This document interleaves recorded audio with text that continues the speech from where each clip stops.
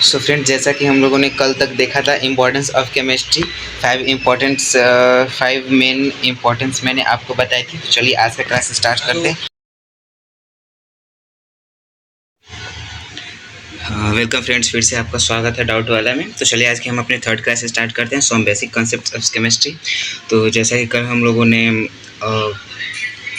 जो है importance of chemistry देखी थी, आज कल के हिसाब से हम लोग नेचर ऑफ मैटर देखेंगे। आज का हमारा सब्जेक्ट होगा नेचर ऑफ मैटर, और टारगेट जो हम लोग तीन स्टेप में आज की क्लासेस करेंगे। पहला होगा हमारा मैटर क्या है, मैटर की क्लासिफिकेशन मतलब मैटर क्या होती है, उस चीज़ को जानेंगे। स्टेट्स ऑफ मैटर के कितने स्टेट्स होते हैं, कौन कौन से स्टेट्स होते हैं, उनके बारे में डिटेल जानकारी प्राप्त करेंगे। और थर्ड होगा हमारा उसकी केमिकल क्लासिफिकेशन, जो भी मैटर की केमिकल क्लासिफिकेशन होती है उसके बारे में जानकारी प्राप्त करेंगे। तो चलिए ऐसी क्लास स्टार्ट करते हैं। सो फ्रेंड्स, तो आज मैटर, सबसे पहले मैटर होता है क्या है। तो मतलब हमारे डेली लाइफ में जो हम लोग बहुत सारे ऑब्जेक्ट देखते रहते हैं, एक्नॉलेज के हिसाब से जो है हमारा कुछ ऑब्जेक्ट के बारे में हम गेन करते हैं। जैसे मतलब हमारे जो भी सेंसेस हैं उनके द्वारा किसी किसी चीज़ को हम लोग फील करते रहते हैं। जैसे मान लीजिए शायद देख कर किसी चीज़ को फील करते हैं, किसी चीज़ को टच करके फील करते हैं, किसी चीज़ को हेयर करके फील करते हैं, या टेस्ट से, स्मेल से, मतलब अपनी टोटल जो भी सेंस हैं, 5 मतलब जो स्पेशल सेंसेस हैं उनके द्वारा हम किसी चीज़ को फील करते हैं। तो निश्चित है मतलब कुछ जो भी चीज़ को हम फील करते हैं, ऐसी चीज़ें ये सब होती हैं जो मास प्रोसेस करती हैं, स्पेस ऑक्यूपाई करती हैं, और उनके शेप भी अलग अलग होते हैं, डिफरेंट शेप साइज होते हैं, कलर भी अलग होती है। तो ये जो टोटल चीज़ होते हैं मैटर को कॉन्स्टिट्यूट करते हैं, मतलब टोटल चीज़ मैटर के अंदर आते हैं। सबसे पहले मैटर को हम डिफाइन करते हैं। तो आखिर मैटर होता है क्या, तो सबसे पहले हम देखते हैं मैटर।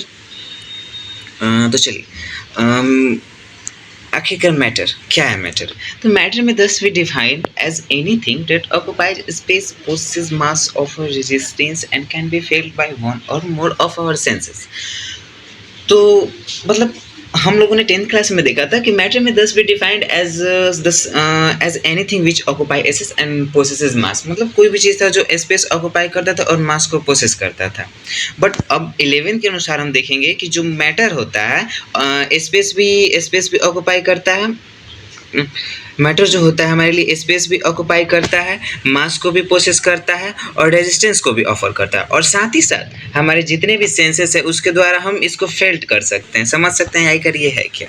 और सम एग्जांपल देख लेते हैं। जैसे एग्जांपल के अनुसार वाटर हो गया, एयर हो गया, मेटल हो गया, प्लांट्स हो गया, एनिमल्स हो गया, ये सब मतलब जो है मैटर ही है। स्पेस भी ऑक्युपाई करते हैं हम लोग, एयर, वाटर, ये सबको फेल्ट भी कर सकते हैं, मेटल को भी फेल्ट कर सकते हैं, स्पेस भी ऑक्युपाई करता है, मास भी पोसेस करता है, यानी टोटल चीज़ इसमें पाई जाती है। थर्ड हमारा पॉइंट है जो कि है थर्ड नंबर है हमारा पॉइंट है, matter can be classified into different categories depend upon its physical और केमिकल नेचर। मतलब मैटर को जो है उसके फिजिकल और केमिकल नेचर के हिसाब से डिफरेंट कैटेगरीज में बांटा गया, बहुत सारे कैटेगरीज में क्लासिफाई किया गया है। मतलब अब कौन कौन सी कैटेगरीज है इस चीज़ की हम आगे देखेंगे। चलिए नेक्स्ट स्लाइड पे आते हैं हमारा। तो फर्स्ट है जो मैटर, जो हमारा मैटर है, जो मैटर हम देखते हैं उसको थ्री पार्ट्स में डिवाइड किया गया है। अब 3 पार्ट्स कौन कौन से हैं इस चीज़ की जानकारी हम नेक्स्ट स्लाइड पे देखते हैं। तो मैटर्स जो है उसको 3 पार्ट्स में डिवाइड किया, जो कि है हमारा सॉलिड, लिक्विड और गैस, यानी 3 चीज़ें सॉलिड, लिक्विड और गैस में डिवाइड किया गया। ये 3 स्टेट्स होते हैं।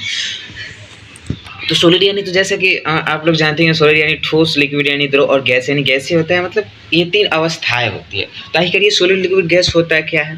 तो पहला अगर हम सॉलिड देखते हैं, नॉर्मल हमको मतलब ज़्यादा मतलब माइंड पे जोर नहीं देना है, बस कंसेप्ट को समझना है क्या अगर कंसेप्ट कह क्या रहा है। तो जैसे हमारा सॉलिड को देखते हैं, तो solid have a definite shape and volume. Normal solid के पास जो है एक डिफिनिट शेप होता है, वॉल्यूम होता है। कोई भी चीज़ हम लोग सॉलिड देखते हैं तो एक शेप होता है ना, कि ये रेक्टेंगुलर है, मतलब जैसे हम लोग बोलते हैं गोलाकार है, आयताकार है, ऐसे बोलते हैं ना, वैसे एक डिफिनिट शेप होता है। ठीक जब लिक्विड में हम आते हैं तो लिक्विड के पास जो है लिक्विड जो होता है इसके पास डिफिनिट जो है वॉल्यूम होता है, लेकिन इसका शेप निश्चित नहीं होता, क्योंकि लिक्विड को है किसी भी बर्तन में हम लोग डालें तो उसका आकार लेता है। केतली में डाले तो केतली जैसा होता है, ग्लास में डाले तो ग्लास जैसा, बोतल में डाले तो बोतल जैसा, वो उसका शेप कोई निश्चित नहीं होता है। थर्ड हमारा आता है गैस। तो गैस के पास ना ही कोई शेप होता है और ना ही कोई किसी प्रकार का कोई वॉल्यूम होता है, यानी गैस मतलब निश्चित नहीं होता है। अगर गैस का कुछ, क्योंकि गैस को जिस कंटेनर में डाले देखते हैं गैस थोड़ी सी भी निकलती है पूरी तरफ फैल जाती है, यानी इसकी कोई डिफिनिट शेप और वॉल्यूम नहीं होती है। सेकंड केस में हम लोग देखते हैं कि हैव मेनी सरफेस। सॉलिड के पास बहुत सारे सरफेस होते हैं, upper surface, lower surface, left surface, right surface, मतलब बहुत सारे सरफेस होते हैं। लेकिन लिक्विड के पास ओनली फॉर वन सरफेस होता है, जिस सरफेस में हम उसको रख दिए, ग्राउंड पे रख दिए तो उस ग्राउंड उसका सरफेस हो गया, मतलब जिस सरफेस पे रखते हैं उसके लिए वही सरफेस हो गया। और जहाँ तक गैस की बात करें तो गैस के लिए कोई सरफेस नहीं होता है। गैस को जहाँ रख दीजिए वहाँ पे मतलब ऑक्यूपाई, अपना स्पेस ऑक्यूपाई कर लेता है। किसी भी कंटेनर में डालिए पूरा कंटेनर का स्पेस ऑक्यूपाई कर लेता है। रूम में गैस को छोड़ दिए तो पूरे रूम में गैस रहता है, इसकी कोई डिफरेंट सरफेस भी नहीं होती है। और हम लोग थर्ड केस में देखते हैं। जो थर्ड केस है उसमें have melting point above the room temperature. इसकी जो मेल्टिंग पॉइंट होती है रूम टेम्परेचर पर एबव होती है, इसको मतलब इसको अधिक ये टेम्परेचर जो होती है इसकी मेल्टिंग पॉइंट बहुत अधिक होती है। और वही लिक्विड्स में देखो तो लिक्विड का जो मेल्टिंग पॉइंट होता है वो मतलब रूम टेम्परेचर के हिसाब से बहुत कम होता है इसकी मेल्टिंग पॉइंट। और जो गैस होता है, गैस के लिए जो हमारा बॉइलिंग पॉइंट है, गैस के लिए जो हमारा बॉइलिंग पॉइंट वो बहुत कम होता है, मच भी लो होता है रूम टेम्परेचर पे। नेक्स्ट है हमारा arrangement of particles in solid, liquid and gases state. मतलब जो सॉलिड, लिक्विड और गैसेस स्टेट होता है इसमें पार्टिकल्स का अरेंजमेंट कैसे होता है। देखिए इसका एक डिफिनिट सेट होता है। इसके जो पार्टिकल होते हैं बहुत क्लोज्ड होते हैं आपस में, इनके बीच इंटरमोलिक्यूलर स्पेस जो होता है बहुत कम होता है इनके पार्टिकल्स के बीच, सॉलिड के पार्टिकल के। और जहाँ तक लिक्विड की बात करें तो लिक्विड में सॉलिड की कंपेरिजन में, सॉलिड की अपेक्षा थोड़ा सा अधिक इसका इंटरमोलिक्यूलर स्पेस होता है, और इसके बीच जो इंटरमोलिक्यूलर फोर्स वर्क करता है वो भी थोड़ा कम होता है सॉलिड की कंपैरिजन में, यानी सॉलिड की अपेक्षा में। और जहाँ तक बात करें गैस की, तो गैस के बीच मोलिक्यूलर जो स्पेस होता है, इंटरमोलिक्यूलर स्पेस होता है वो बहुत ज़्यादा होता है, और इसके बीच का जो फोर्स काम करता है इंटरमोलिक्यूलर फोर्स वो भी बहुत लो होता है, जिसके कारण इसके पार्टिकल्स जो है इधर उधर पूरी तरह से बिखरे रहते हैं। लेकिन जो सॉलिड के पार्टिकल्स होते हैं वो वेरी वेरी क्लोज्ड होते हैं। अब देखिए सॉलिड को हीट करते हैं यानी मेल्ट करते हैं, तो वो अब इसके ट्रांसफॉर्मेशन देखते हैं कि कैसे ट्रांसफॉर्म होता है। तो सबसे पहले अगर सॉलिड है तो सॉलिड को जब हम मेल्ट करते हैं, सॉलिड से अगर हमको लिक्विड बनाना है तो सॉलिड को मेल्ट करेंगे तो हमारा लिक्विड बनेगा। फिर अगर लिक्विड को हीट देंगे तो ये इवेपोरेट होकर जो है गैस बनाता है, यानी एक दूसरे से तीनों जुड़ा हुआ है, इवेपोरेट होकर गैस बनाता है। और अगर फिर ठीक इसके उल्टा हम लोग चलते हैं, जब गैस को कंडेंसेट करेंगे, कंडेंसिंग प्रोसेस करेंगे गैस के साथ, यानी गैस को जो है हम लोग ठंडा करेंगे तो लिक्विड में ट्रांसफॉर्म होगा। जब लिक्विड को हम ठंडा करेंगे तो इस हमारा सॉलिड में, यानी सॉलिड से लिक्विड की तरफ, सॉलिड से लिक्विड में चेंज होने वाली प्रक्रिया को हम लोग मेल्टिंग प्रोसेस कहते हैं। और लिक्विड से जब लिक्विड को हीट देते हैं और लिक्विड से गैस में हमारा स्टेट चेंज होता है तो उसको इवेपोरेशन कहते हैं। और जब गैस से लिक्विड में हम चेंज करते हैं तो उसको कंडेंसिंग मेथड कहते हैं। और जब हम लिक्विड से गैस में चेंज करते हैं तो उसको फ्रीजिंग मेथड करते हैं। लेकिन अगर आप कहें क्यों ना हम सॉलिड को डायरेक्ट गैस में चेंज कर दें या गैस को डायरेक्ट सॉलिड में चेंज कर दें, हाँ होता है। जैसे इसको डायरेक्ट अगर जब हमें इसको चेंज करना, इससे इसको डायरेक्ट चेंज करना हो तो इसके लिए भी नॉर्मल मेथड होता है जिसको सबमिलेशन कहते हैं। इसमें सॉलिड को डायरेक्ट गैस में चेंज किया जाता है या गैस को अगर सॉलिड में डायरेक्ट चेंज किया जाए तो इसको सबमिलेशन में प्रोसेस कहते हैं। इसमें जो है हमारा इसके उदाहरण के लिए कैम्फर ले लेते हैं। कपूर का नाम तो आप सभी लोगों ने सुना होगा, जो हम लोग पूजा में अधिकतर यूज़ करते हैं। तो कपूर जो होती है डायरेक्ट जो है लिक्विड में चेंज होती है, डायरेक्ट हमारा गैसेस स्टेट में चेंज होती है, इसलिए उसको सबमिलेशन प्रोसेस में गिनते हैं। नेक्स्ट है हमारा जो ये 3 स्टेट्स होते हैं। अभी मैंने आपको ये चीज़ बताया कि दिस चीज matter of can be in converted into one another changing its temperature and pressure conditions. इसकी टेम्परेचर और प्रेशर कंडीशन को चेंज करके हम इसके स्टेट्स को भी चेंज कर सकते हैं। इसका नॉर्मल वे होता है, नॉर्मल एग्जांपल पे देखें तो हमारा होता है वाटर।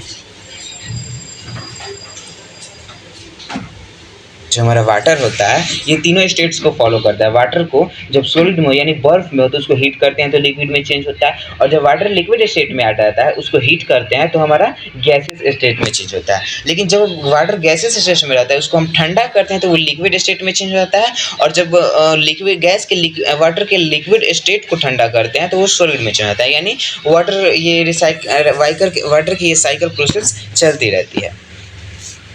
नेक्स्ट हम देखते हैं chemical classification of matter. Most important point है ये केमिकल क्लासिफिकेशन ऑफ मैटर, ये बहुत ज़रूरी होता है हमारे लिए। तो क्या होता है केमिकल क्लासिफिकेशन ऑफ मैटर? तो according to this matter can be classified into two major categories. जो मैटर होता है इस आधार पे जो है केमिकल आधार पर दो पार्ट्स में मैटर को डिवाइड किया गया है। केमिकल पार्ट्स के आधार पर जो मैटर है उसको हम लोग दो पार्ट्स में डिवाइड करते हैं। पहला हो गया हमारा प्योर सब्सटेंसेस और दूसरा हो गया मिक्सचर। कहानी अभी यहीं तक ख़त्म नहीं हुई है, अब इन दोनों को भी दो दो पार्ट्स में डिवाइड करते हैं। तो सबसे पहले अगर हम लेते हैं सबसे पहले हम प्योर सब्सटेंस को अगर लेते हैं तो प्योर सब्सटेंस को भी टू पार्ट्स में डिवाइड किया गया है। I mean pure substance can be further divided into two types, that is elements और कंपाउंड्स। मीन्स एलिमेंट्स और कंपाउंड्स यानी टू पार्ट्स में डिवाइड करते हैं। पहला होता है एलिमेंट्स और कंपाउंड्स, यानी तत्व और यौगिक दो पार्ट्स में डिवाइड करते हैं। और जो हमारा मिक्सचर होता है उसको भी हम लोग टू टाइप्स में डिवाइड करते हैं। पहला टाइप्स होता मतलब उसका पहला टाइप होता है होमोजीनियस मिक्सचर, पहला टाइप्स होता है होमोजीनियस मिक्सचर, और सेकंड होता है हेट्रोजीनियस मिक्सचर, समान और विषमान मिश्रण। तो इस मतलब इन दोनों में जो एलिमेंट्स होती है इसमें एलिमेंट्स का भी हम लोग स्टडी करते हैं, इसका अलग स्टडी करेंगे। कंपाउंड्स को भी स्टडी करेंगे, मतलब एलिमेंट्स को भी फर्दर कुछ पार्ट्स में डिवाइड किया गया और कंपाउंड्स को भी फर्दर कुछ टाइप्स में डिवाइड किया है। तो आखिर एलिमेंट्स क्या होता है, एलिमेंट्स में क्या क्या चीज़ें आती हैं, कंपाउंड्स क्या होता है, इस चीज़ की जानकारी हम नेक्स्ट क्लास में लेंगे। और जहाँ तक बात है मिक्सचर की, मिक्सचर भी दो प्रकार के आपको बताया मैंने, होमोजीनियस और हेटेरोजीनियस। जो होमोजीनियस होता है उसमें मतलब जो मिक्सचर होते हैं और फुल्ली जो है एक दूसरे से इस प्रकार मिक्सड हो जाते हैं कि हमें पता नहीं चलता है कि ये किसी चीज़ का मिक्सचर है। एज मीन एग्जाम्पल में हम ले लेते हैं जैसे चीनी पानी का मिक्सचर हो गया, ये सब हो गया। और हेट्रोजीनियस मिक्सचर जो है उसमें किसी भी दो पार्टिकल्स को मिलाते हैं तो फर्दर मतलब हमको दिखता है कि उसमें दो चीज़ों को मिलाई गई हैं, दो सब्सटेंसेस को मिलाया गया है। इसलिए इन और जो बाकी की हमारी जानकारी हम लोग नेक्स्ट क्लास में लेंगे। जो क्लासिफिकेशन ऑफ मैटर का समरेशन है और नेक्स्ट क्लास में हम देखेंगे। आज के लिए इतना ही। थैंक यू फ्रेंड्स, जुड़े रहिए डाउट वाला के साथ। अगर इससे संबंधित या इससे अलग भी कोई आपको डाउट्स आते हैं तो तुरंत कांटेक्ट कीजिए डाउट वाला से, कमेंट कीजिए, आपके डाउट्स को तुरंत सॉल्व करके आपसे कांटेक्ट किया जाएगा, फास्ट कांटेक्ट किया जाएगा। सो डाउट वाला चैनल को अगर वीडियो अच्छी लगी हो तो चैनल को लाइक सब्सक्राइब करें। थैंक यू फ्रेंड्स, आज के लिए इतना ही। मिलते हैं अपने नेक्स्ट क्लास में।